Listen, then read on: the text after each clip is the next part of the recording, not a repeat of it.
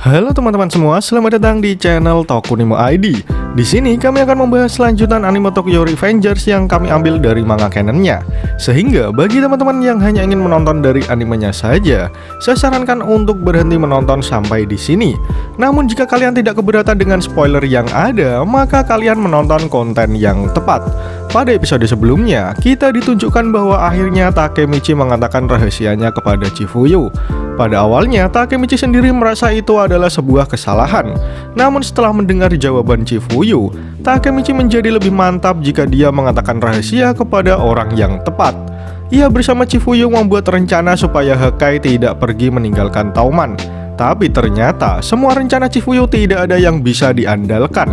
Untungnya di akhir chapter Mitsuya mengatakan jika ia akan membicarakan semuanya dengan Taiju terlebih dahulu. Bagaimana kelanjutan ceritanya? Mari langsung saja kita bahas alur cerita Tokyo Revengers episode kali ini.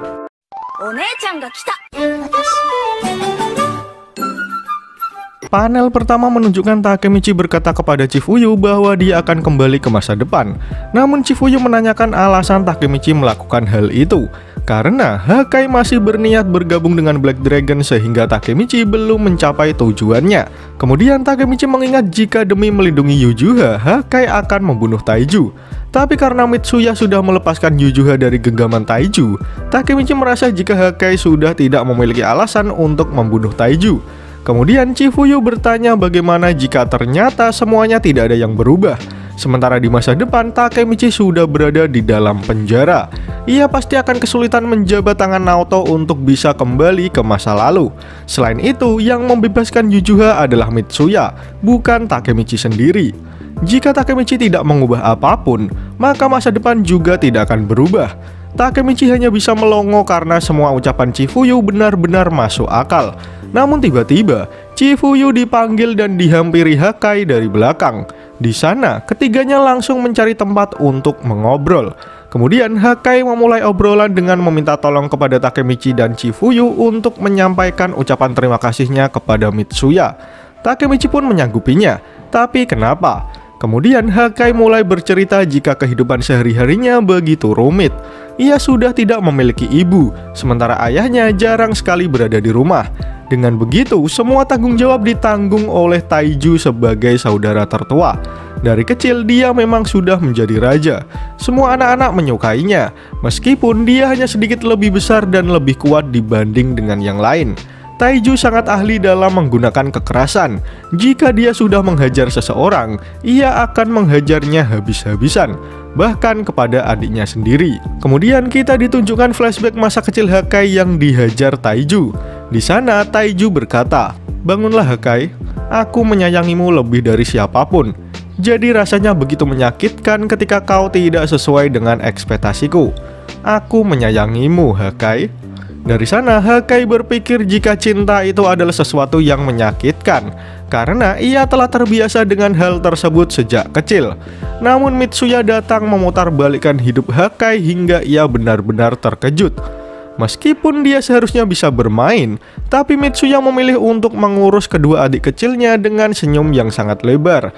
Ketika Hakai mencicipi makanan yang dimasak Mitsuya, entah kenapa dia tiba-tiba menangis seperti bayi.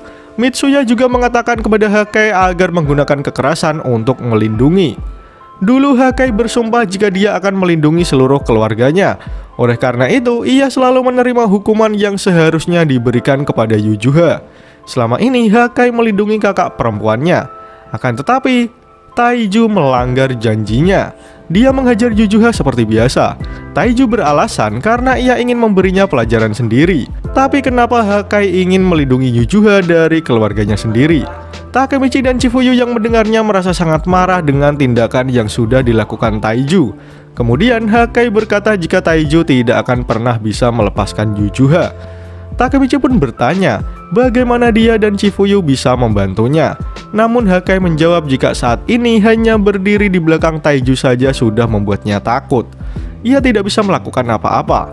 Itulah alasan kenapa ia ingin meninggalkan gengnya. Karena Hakai tidak ingin merusak nama Tauman. Dia ingin melindungi keluarganya dengan menggunakan kekerasan. Dengan tatapan getir, Hakai berkata, "Aku akan membunuh Taiju. Jangan khawatirkan aku, Takemichi. Takemichi bertanya kenapa Hakai memberitahunya tentang semua itu. Lalu Hakai menjawab jika dia ingin mengungkapkan ketetapan hati dalam kata-kata. Jika ia tidak melakukannya, mungkin Hakai akan merasa takut. Dia sedikit lemah mengenai hal tersebut. Kita baru saja mengenal, tapi itu sungguh menyenangkan Takemichi. Takemichi pun merasa sangat kesal. Kemudian ia berkata pada Chifuyu jika Hakai pasti merasa sangat terpojok dengan Taiju hingga berpikir untuk membunuhnya. Kita tidak bisa membiarkan Shiba Taiju lolos seperti ini. Inilah keputusanku, Chifuyu. Kita akan menghancurkan Black Dragon. Chifuyu memasang ekspresi terkejut setelah mendengar keputusan kaptennya. Tapi kemudian Chifuyu berkata, bukankah lebih baik memikirkan cara supaya Hakai tidak jadi membunuh Taiju? Tapi kemudian Chifuyu terpikirkan karena jika mereka menghancurkan Black Dragon, masa depan pasti akan berubah. Dengan mantap, Chifuyu berteriak untuk ikut rencana Takemichi. Panel lalu berganti memperlihatkan Mitsuya yang sedang berbicara kepada Yujuha. Di sana Mitsuya berkata jika dia telah berbicara dengan Taiju dan Yujuha telah mengetahui hal tersebut. Taiju memiliki banyak koneksi dengan orang-orang kaya. Ketika orang-orang itu dalam masalah, Black Dragon meminjamkan kekuatannya untuk mereka. Itulah alasan kenapa Black Dragon mendapatkan banyak uang. Akulah yang bertanggung jawab untuk mengumpulkan uang-uang itu. Namun hari ini aku dibebas tugaskan karena kau, Mitsuya. Kemudian Mitsuya pun bertanya kenapa Yujuha bersikap seperti itu setelah Hakai berusaha yang terbaik untuk saudaranya. Tapi tiba-tiba Yujuha merasa sangat marah dan menuduh Mitsuya membujuknya melakukan hal seperti itu. Mitsuya kemudian berkata jika Hakai lebih kuat dari yang Yujuha pikirkan. Namun Yujuha mengatakan jika ekspektasi itu pernah menyengsarakan Hakai sebelumnya. Kemudian Yujuha mengucapkan terima kasih dan pergi begitu saja. Mitsuya kemudian pergi bersama Maiki menggunakan motor kesayangannya. Tapi di tengah perjalanan, Maiki menyuruh Mitsuya untuk berhenti sebentar. Kemudian ia dengan tiba-tiba mengatakan kepada Mitsuya jika anggota pendiri kita tinggal setengah. Aku tidak tahu kemana tujuanku pergi. Lupakanlah Black Dragon, dan kau jangan menghilang dari hadapanku. Sementara itu di sebuah pertemuan, Takemichi menyampaikan rencananya untuk menghancurkan Black Dragon. Namun Draken menolaknya karena akan merusak perjanjian damai yang sudah Mitsuya buat dengan Black Dragon. Hal itu akan merusak reputasinya. Kemudian Draken menutup diskusi pada pertemuan itu. Setelah mendengar alasan Draken, Chifuyu berpikir jika semua yang dikatakannya adalah hal yang benar. Namun Takemichi masih bertekad walaupun mereka berdua saja yang harus melakukannya. Tapi tiba-tiba, seseorang berdiri dan mengajukan diri untuk ikut bergabung. Dia adalah Kisaki Teta. Di sana, Kisaki mengajak Takemichi untuk bekerja sama karena ia juga ingin menghentikan Hakai. Namun Chifuyu meneriaki Kisaki dan menuduhnya mempunyai rencana cadangan yang disembunyikan. Kenapa kami harus bekerja sama denganmu, Kisaki? Namun Kisaki menjawab dengan pertanyaan juga. Memangnya kau punya rencana yang lebih bagus, ha? Selama perjanjian damai yang dibuat Mitsuya dengan Black Dragon masih berlaku, pengurus Toman tidak akan ada yang berani mengganggu. Jadi sudah jelas mustahil bagi kalian untuk membereskan Black Dragon. Maiki sekarang sedang lemah. Melihat Black Dragon menghasilkan banyak uang, membuatku ingin menghancurkannya sekarang ini juga. Namun tiba-tiba, Chifuyu langsung menyudutkan Kisaki dengan pecahan kaca. Ia menyuruhnya agar memanggil nama Maiki dengan sopan. Meskipun kita seumuran, jangan bertingkah seolah-olah kau lebih hebat daripada aku. Namun tiba-tiba, Takemichi yang melihat itu juga langsung disandra oleh Hanma. Ia menyuruh Chifuyu untuk bersikap santai atau dirinya juga akan sedikit menggila. Hal itu memaksa Chifuyu untuk melemparkan pecahan kaca yang digunakan untuk mengancam Kisaki. Setelah situasi mereda, Chifuyu bertanya apa untungnya mengajak Kisaki bergabung dengannya. Lalu Kisaki menjawab jika ada penyusup di dalam tubuh Black Dragon. Karena ia tak suka membuang waktu, Kisaki mengajak Chifuyu dan Takemichi mengikutinya. Panel lalu menunjukkan mereka semua pergi menemui seseorang di tempat hiburan. Di sana terlihat salah satu anggota Black Dragon yang menjadi penyusup. Kisaki lalu memberikan sejumlah uang kepada orang itu. Namun penyusup tersebut berkata bahwa dia akan memberikan informasi, tetapi pastikan informasi itu tidak akan bocor. Karena jika informasi tersebut sampai bocor, maka dirinya pasti akan mati. Kemudian Kisaki mengatakan jika ingin mengalahkan Black Dragon, maka mereka perlu informasi mengenai Taiju. Sehingga Kisaki meminta penyusup itu untuk mengatakan apa saja kegiatan sehari-hari bos mereka. Karena dengan informasi itu, mereka bisa paham apa yang sedang mereka lawan. Penyusup itu lalu mengatakan bahwa dirinya adalah salah satu asisten Taiju, sehingga ia sangat mengetahui keseharian bosnya. Namun ketika orang itu mulai bercerita, tiba-tiba Koko datang dan langsung masuk ke tempat mereka. Penyusup itu bersama anggota Tauman langsung kaget melihat Koko yang mengetahui pertemuan mereka. Di sana, Koko mengatakan bahwa sebelumnya ada juga pengkhianat yang disiksa sampai-sampai ia tidak tahan lagi dan langsung bunuh diri. Mendengar Koko berkata seperti itu, langsung membuat penyusup tersebut ketakutan. Koko kemudian menyuruh anak buahnya membawa pengkhianat itu untuk disiksa. Lalu ia melihat ke arah anggota Tauman dan mempertanyakan bagaimana dia mengatasi mereka semua. Kisaki langsung mengatakan bahwa mereka tidak datang ke sini untuk berkelahi. Koko lalu melihat uang 100.000 yang tergeletak di meja. Dengan uang 100.000 ini, akan kubocorkan apa yang kalian ingin ketahui tentang kami. Kemudian Kisaki bertanya kapan Taiju akan menyendiri. Koko menjawab jika bos mereka tidak pernah sendirian. Dia selalu membawa 5 anak buah di sampingnya. Namun ada satu hari di mana ia akan sendirian, dan itu adalah pada saat hari Natal. Meskipun perawakannya yang gahar, Taiju adalah seorang Kristen yang taat. Ia selalu pergi ke gereja sendirian waktu Natal untuk beribadah. Koko kemudian mengatakan jika Taiju itu orang yang kuat. Meskipun ia sendirian, Koko tak yakin mereka semua dapat mengalahkannya. Kemudian Takemichi bertanya kenapa Koko mengkhianati Taiju. Lalu Koko menjawab jika dia hanya ingin mengikuti orang yang kuat. Setelah Koko keluar dari ruangan, Kisaki bertanya kepada Takemichi, "Kau bilang Hakai akan membunuh Taiju. Menurutmu kapan dia akan melakukan hal itu?" Sontak Takemichi teringat jika Hakai pasti akan melakukannya pada hari Natal saat Taiju sedang sendirian. Kisaki lalu mengatakan jika dengan cara ini pasti Takemichi bisa menghentikan Hakai. Sementara Takemichi penasaran kenapa Kisaki sampai repot-repot melakukan hal ini. Namun Kisaki beralasan jika dia hanya ingin membantu anggota kelompoknya. Kisaki pun berkata, "Kita berempat akan menghentikan Hakai dan mengalahkan Taiju. Malam Natal adalah saat kita secara rahasia melakukan pertarungan yang sangat penting." Takemichi yang mendengar hal itu hanya bisa bertanya-tanya sebenarnya apa yang coba Kisaki rencanakan, dan chapter pun berakhir. Pada chapter kali ini kita ditunjukkan jika masa lalu Hakai sungguh menyedihkan.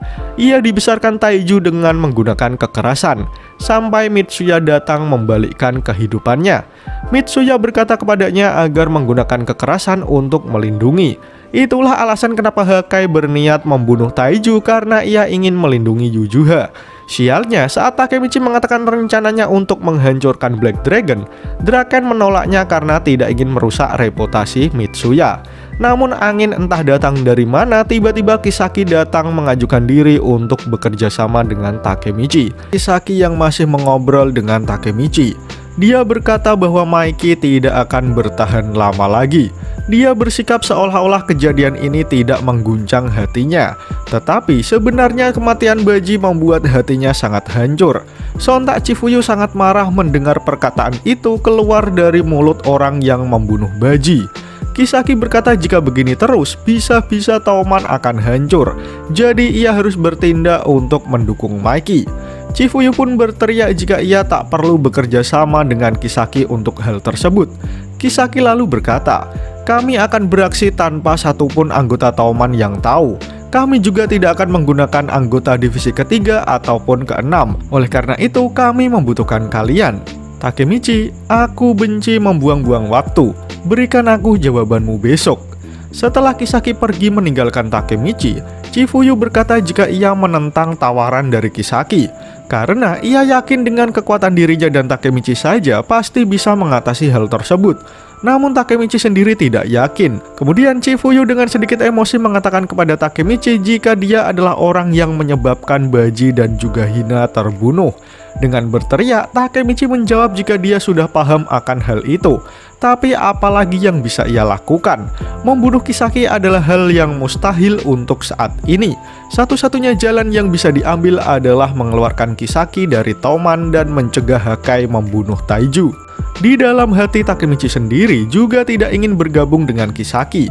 Tapi setidaknya jika ia melakukannya, ia akan lebih mengetahui hal baru tentang Kisaki, sehingga ia bisa menemukan cara untuk menendang Kisaki keluar dari Tauman. Aku sudah tidak ingin melihat masa depan yang buruk bagi kita lagi. Aku akan bekerja sama dengan Kisaki jika itu diperlukan. Setelah mendengar alasan Takemichi, Chifuyu akhirnya menyetujui keputusan kaptennya untuk bergabung dengan Kisaki. Takemichi pun mengucapkan terima kasih kepada Chifuyu sembari tersenyum. Singkat cerita, Takemichi dan Chifuyu kembali menemui Kisaki untuk mengatakan jawabannya. Ia akan bekerja sama hingga malam Natal berakhir.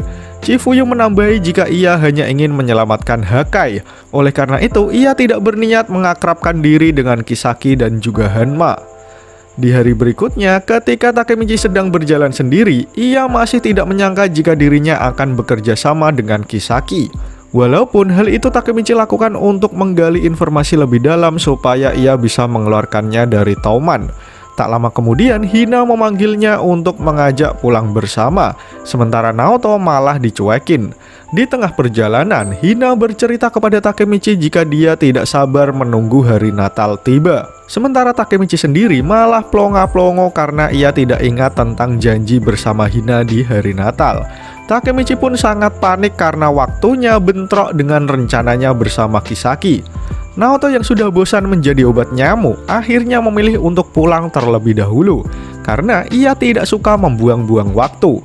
Takemichi yang mendengar perkataan Naoto malah teringat jika kalimat itu mirip sekali dengan apa yang sering Kisaki katakan.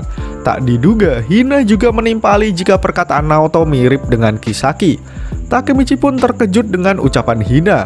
Jadi ia menyuruh kekasihnya untuk mengulangi perkataannya. Hina yang bingung hanya menuruti permintaan Takemichi dengan mengulangi ucapannya jika adiknya mirip dengan Kisaki. Masih tidak percaya, Takemichi bertanya lagi, "Mirip siapa?" Hina pun menjawab, "Mirip Kisaki Teta lah. Siapa lagi?" Sontak Takemichi sangat kaget karena ternyata Hina sudah kenal dengan Kisaki. "Kami dulu berada di satu sekolah malam yang sama sewaktu SD. Kamu juga pernah bertemu Kisaki sebelumnya kan, Takemichi?" Mendengar jawaban Hina, Takemichi hanya bisa melongo dengan tatapan tak percaya. Kemudian kita ditunjukkan flashback awal pertemuan Hina dengan Kisaki. Terlihat pada tahun 2003 Kisaki bocil masih terlihat culun dengan rambut mangkoknya. Di sana Hina memuji Kisaki karena dia berada di peringkat pertama saat tryout ujian nasional. Namun Kisaki hanya menjawab jika itu hanya kebetulan saja. Di sana Hina ditanyai temannya kenapa orang sepertinya masih mengajak bicara Kisaki. Karena menurutnya orang pintar seperti Kisaki terlihat tidak berperasaan. Hina bercerita kepada Takemichi jika Kisaki adalah anak paling rajin di sekolah malam saat itu. Dan karena mereka tinggal di lingkungan yang berdekatan, Hina sering pulang bersama dengan Kisaki. Takemichi sendiri masih tidak menyangka jika ternyata Hina sudah lama mengenal Kisaki. Hina lalu melanjutkan ceritanya jika setelah sekolah malam, Kisaki memutuskan untuk sekolah privat, sehingga dia tidak mengetahui kabarnya semenjak saat itu. Takemichi kemudian menjawab jika Kisaki sedang mengurus geng sekarang ini, karena dia adalah kapten divisi ketiga di Tauman. Hina yang mendengarnya merasa jika hal tersebut sangat tidak cocok dengan diri Kisaki. Hina lalu berkata, "Tapi kau dan Kisaki mungkin akan akrab nantinya. Dia mungkin orang yang kurang sopan, namun jauh di lubuk hatinya dia adalah orang yang baik." Dalam hati Takemichi, dia berkata jika mustahil Kisaki adalah orang yang baik, karena dia adalah dalang dari kematian Hina di masa depan. Kemudian Takemichi bertanya kapan Hina mengetahui jika dirinya pernah bertemu dengan Kisaki. Hina dengan tersenyum mengatakan jika Takemichi pasti tidak mengingatnya. Tetapi ingatan Hina cukup tajam tentang hal ini. Namun Hina merasa ragu untuk mengatakannya, karena sebenarnya ia sendiri tidak ingin membicarakannya. Takemichi yang tidak tahu apa-apa semakin penasaran apa yang sebenarnya sudah terjadi. Kemudian dengan suara lirih, Hina berkata jika hari itu, Kisaki dan dirinya untuk pertama kali bertemu dengan Takemichi. Waktu itu musim panas tahun ke-6 sekolah dasar. Dalam perjalanan sekolah malam, ada anak yang menyiksa kucing di taman. Hina mencoba untuk menghentikan mereka, namun Kisaki mencoba untuk melarang Hina karena hal itu mungkin akan membuatnya terluka. Tetapi dengan nekat, Hina berteriak menyuruh anak-anak itu menghentikan tindakannya menyiksa kucing. Tetapi gerombolan anak-anak itu malah menertawai Hina sembari berkata jika Hina akan menggantikan kucingnya yang sudah kabur. Di sana, Hina terlihat menangis karena dibully oleh semua anak laki-laki yang ada. Tapi tiba-tiba, seorang anak laki-laki langsung datang dan menendang salah satu bocil laknat. Anak laki-laki itu menerjang layaknya Superman yang terbang dengan jubahnya. Pahlawan sudah sampai. Anak SMA keroyokan melawan satu anak perempuan yang tidak dalam pengawasanku. Anak SMA yang melihat Takemichi kecil bergaya seperti itu malah membulinya. Salah satu dari mereka melihat tubuh kecil Takemichi gemetar ketakutan, sehingga ia menyuruh Takemichi untuk tidak sok kuat. Tetapi dengan nekat Takemichi tetap melayangkan pukulannya. Walaupun hasil akhirnya ia dihajar habis-habisan sampai terkapar. Hina kecil yang melihat hal itu menangis sejadi-jadinya. Sementara Takemichi sendiri juga ikutan menangis. Ia meneriaki Hina kenapa dia malah menangis. Takemichi juga berkata, "Kau lemah. Jika kau berpikir ke depan sedikit saja, kejadian seperti ini tidak akan pernah terjadi." Hina pun hanya bisa meminta maaf sembari mengusap air matanya. Kemudian Takemichi berlari dan pergi meninggalkan Hina sendirian. Takemichi yang mendengar cerita Hina tidak percaya jika itu benar-benar dirinya 14 tahun yang lalu. Takemichi berpikir jika dirinya sangat lemah sekali. Ia memaksakan diri untuk membantu tetapi malah dihajar habis-habisan. Tetapi Hina berkata, "Sebenarnya kau sudah tahu kau akan kalah, tapi kau tetap datang menyelamatkanku. Itu 100 kali lebih baik dibanding kau menang. Hari itu aku jatuh cinta kepadamu." Takemichi yang mendengar ucapan tulus dari Hina hanya bisa diam mematung. Tanpa diduga, air matanya mulai terjatuh. Kemudian Takemichi mengingat perkataan temannya jika Hina dari kelas 2 tertarik padanya. "Jadi kau mencintaiku selama itu?" Dan chapter pun berakhir. Pada chapter kali ini, kita diperlihatkan siasat Kisaki untuk mengajak Takemichi agar mau bergabung dengannya. Walaupun Chifuyu sempat menentang tawaran Kisaki, Takemichi berhasil meyakinkannya jika cara tersebut dapat membuatnya mengeluarkan Kisaki dari Tauman. Sementara itu, Takemichi juga baru menyadari jika ternyata Hina sudah lama mengenal Kisaki. Pada akhir chapter, kita juga dijelaskan bagaimana pertemuan awal yang tak disengaja antara Kisaki dan juga Takemichi. Menarik untuk menanti bagaimana kelanjutan cerita Tokyo Revengers di chapter selanjutnya. Jika kalian suka dengan pembahasan kali ini, jangan lupa share video ini ke sosial media kalian ya. Atau jika ada request, kritik, dan saran, langsung saja sampaikan di kolom komentar di bawah. Karena kritik dan saran kalian akan membuat channel ini terus berkembang. Akhir kata, terima kasih sudah menonton video ini hingga akhir. Sampai jumpa di video selanjutnya.